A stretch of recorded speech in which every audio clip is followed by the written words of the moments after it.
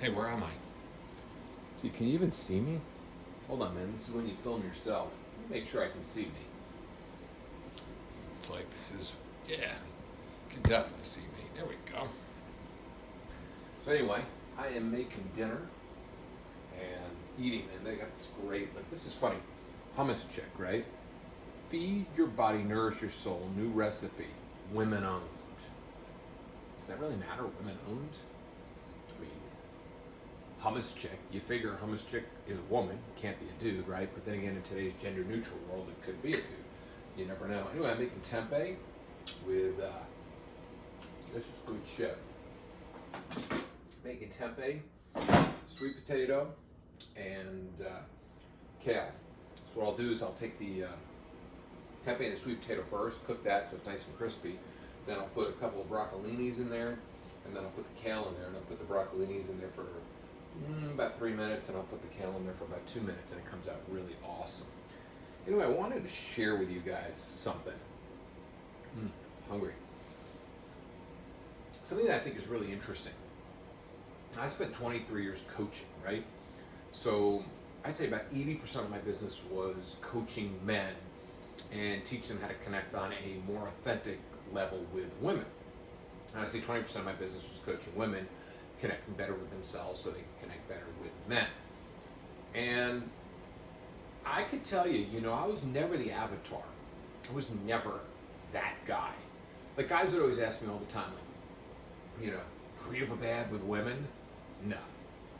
I was bad with girls, maybe in high school, and there were times in college I was bad with girls, right? But most of the time, probably, I had a girlfriend in junior year of high school, senior year of high school. I had girlfriends at summer camp. Girls I fooled around with in college, girlfriends in college. It wasn't like a big deal to me. And I was just really naturally good at it. So whenever guys would say that, I would feel empathy for you, because I feel empathy for a lot of people. But I didn't get it.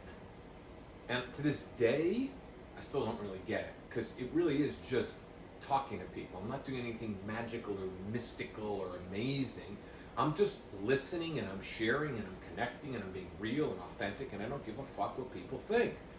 That's the combination. That's the winning combination. Yet, there's so many people out there, and I'm working with somebody now, and I'm saying, God, you are marketed to death with all this garbage from all these so-called dating experts, which I can tell you, 85% of them are fucking idiots.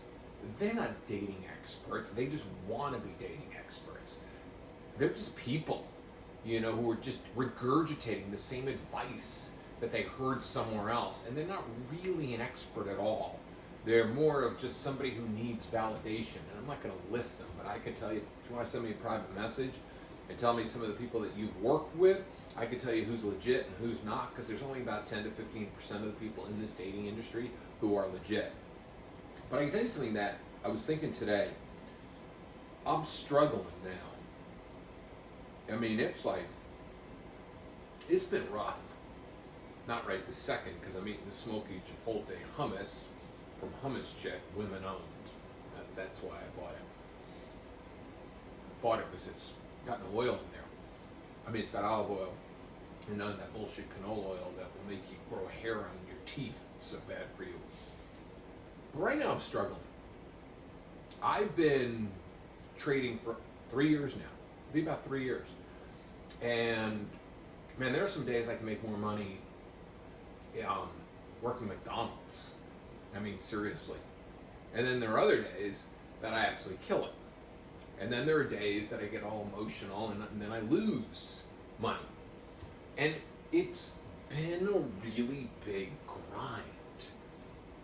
And I don't know, I want to put a lot of videos out on it because I think a lot of people don't understand it. Like, if you're playing long ball like I am, and you're not just trying to get rich quick, and you got lucky, you got lucky trading AMC, or you got lucky trading Bitcoin, or you got lucky trading GameStop.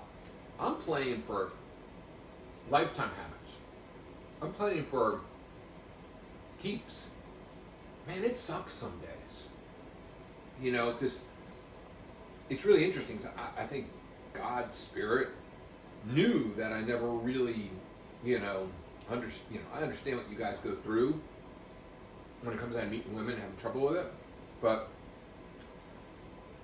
you can't fake the source, man. You can't fake the fucking master. And I was never that dude, man. I'm sorry. I was just never that dude. I just didn't suffer like you guys have suffered. And I really think, honestly, that God's Spirit, man, they're making me like fucking go through the shit that you guys went through. Because sometimes I feel like you guys. I really do. Sometimes I feel like you guys, man, like when you guys know what to do or know what to say and know how to connect, but yet you can't pull the trigger. It's like you can't go and talk to a woman standing there. You think you have to say something really magical and special, and it really isn't as easy as I made it to be, and you block yourself and you stop yourself. Well, that's what I do when I'm trading. Every day I do that. Hold on, I'll get back to this. Oh, damn, that looks good. Let me get a plate. Hold on, okay? So, every day, I pull that shit. Every single day. Every day I have those moments of, man, when it's crispy, it's the best, because I'll show you what I'll do here. But every day I got those moments. I got the same moments that you guys have when it comes down to having approach anxiety and having trouble talking to some girl.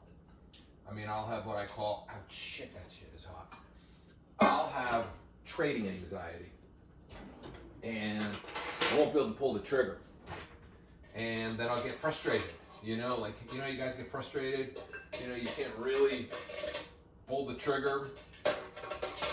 You want to go and you talk to somebody and you get super frustrated, right? And you get really upset at yourself. And you say to yourself, well, man, next time I'm going to go talk to her. And you go home and you relive the situation in your mind over and over again. Well, I did that in college a bunch of times, and I certainly did that in my 20s sometimes, but I haven't done that in so long. And I feel like right now, hold on, go for it. Hold on, don't want to waste any of this good kale. Kale's the best, man. All right, so if you want some cooking stuff too, so look, this ghee is the best, man. Turmeric ghee. So what you want to do is you want to take the ghee, about that much, right? And you want to let it melt. It's so good. Let it melt on the tempeh. Put it like right here in the middle. Put a little bit of salt on the tempeh. This isn't a cooking show, okay? That's all you need. So I feel like at times, I feel like you guys. I feel like I can't pull the trigger on the trade. Like today, I took a trade on JPM, and it's a trick that I learned. It's called the dimes play. I learned it from a really good trader. So when a stock is just falling, and then you get like that final push, that final big red candle, and then it starts to slow down and base out. So I did the dimes play. I tried to get in at 70. I gave 70. I gave it 80 by 70, stopped out at 70. I gave it 70 by 60, stopped out at 60. And then it got down to 50, and I got in. I actually got in right about 72 again. And because I was down like $100 for the day on that stock, because I lost opening in the beginning of the day. I lost some money on that stock too. So what I did was I didn't listen to that inner voice. And you know that inner voice, because you guys have that inner voice in the things that you're trying to get better at. It's that inner voice. It's spirit, man. It's soul. It's God. It's a higher source talking to you. It's intuition, right? And I remember that voice saying to me, you should just put your stop loss in at the low of the day. And go take a break for a couple hours and see what happens. And I listened to it. So I thought to myself, well, I've made back $10. Think about how stupid that is. $10. What can you do with $10? I made back $10, and I don't want to lose it. So I cashed out. I didn't want to lose any more. I didn't want to lose 150 on the day instead of 120 on the day. So here's what happens by not listening to the inner voice and not taking a risk. What do you think happened? You got it. I got back at about 2 o'clock, I meditated, I did my PMF machine, hung out on my porch, relaxed, got back, and what do you think JP Morgan was at? It was $1.60 higher than when I left.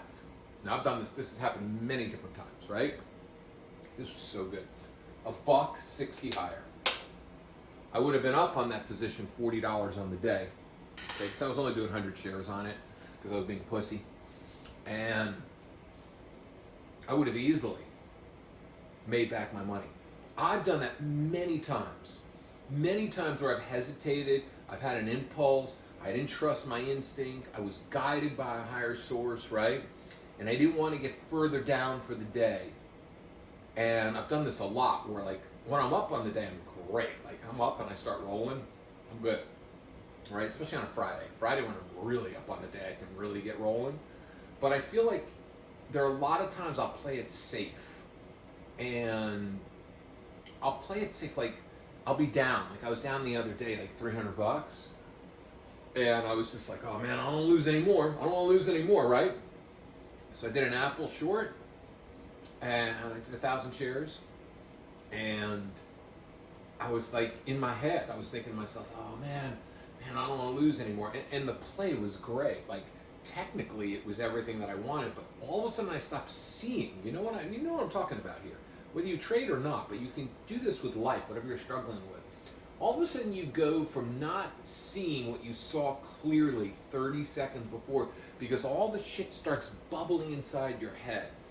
All the fears, all the anxiety, it starts bubbling in your head, and you start thinking to yourself, oh man. You almost feel like you're out of control. So I quickly got out. I made like $120. I took a deep sigh of breath. Oh, thank God. And what happened was it proceeded to go down and down and down. And not only would I have made the money that I lost for that day, I would have been up on the day. See, this happens a lot. When we don't trust ourselves and when we overcomplicate things in life, doesn't matter what it is, working out, connecting with human beings, whatever it might be, when we overcomplicate and when we start thinking so much, look how good that kale is, huh? And then you put the kale on top. Oh man, this kale gets crispy. Look at that. Oh, it's beautiful. I love this air fryer. I don't know who invented this thing, but I'll tell you something, healthy as fuck. Whoever invented it, I give them like kudos, man. Easy to clean, super good for you. Kale smells really good. Make your own kale chips. Sometimes I do it a little bit less. Sometimes I like it a little softer. See? Oh man, it's so good. I want a little more. I'm gonna go like another 30 seconds of my broccoli. Okay. You just play it safe. When you play life safe, you don't get what you want. And I feel like I'm getting lessons. I felt like I had a lot of empathy and a lot of compassion for all of you, and I still do when I coach you. But I feel like I was almost, like there's some coaches that actually went through that stuff. Like there's a couple coaches that I know that were actually total geeks, total pussies with women. And they studied and studied and studied and studied and studied and got good at it, and then they started coaching. They were really good at relating to their avatar, which was my audience, right? And then there were people like me who were fucking cool as hell and didn't really suffer from that. I mean, maybe when I was 16 years old, and maybe at times when I was 20, and like moments in time. But this, man, when it comes down to trading, I block myself every day from owning the McDonald's. And sometimes I accept working the McDonald's. I want you to hear that again. I have such skills that I don't appreciate or I block with fear that I could own a McDonald's if I just allowed myself to flow freely. Because technical analysis, I can explain it to you, I can teach you. I'm really good at it. And I'm actually pretty great at it.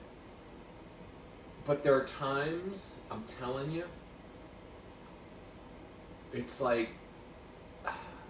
and I think it's deeper than trusting ourselves. I think we just don't trust the moment, because we're trusting ourselves in the moment, not to get involved with a trade or with talking to somebody or pushing ourselves in that moment. We think we're actually trusting ourselves, but in reality, we're sabotaging ourselves and we're protecting ourselves from the pain of it not working out. But in reality, it's even more frustrating when it doesn't work out, because when you know, and if you've traded before, at the end of the day, you've made enough money, you know, you could have made more money working McDonald's that day, you know damn well what I'm talking about. So I truly believe that the days that we don't take our risks and we don't take our chances are truly the days where we don't grow and we don't get past it, because we think we're protecting ourselves from pain. But in reality, if we go even deeper, like when I don't trust myself, or I don't trust an intuition when I'm trading, or even in any aspect in life, I'm really just perpetuating the frustration and the pain. So I want you to think about what's holding you back. And then when you get an inclination to move forward and move past it, and you stop yourself, you think you're actually protecting yourself, but in reality, you're perpetuating the pain. Anyway, give me a thumbs up. Hope you enjoyed my dinner too. I'll see you next video.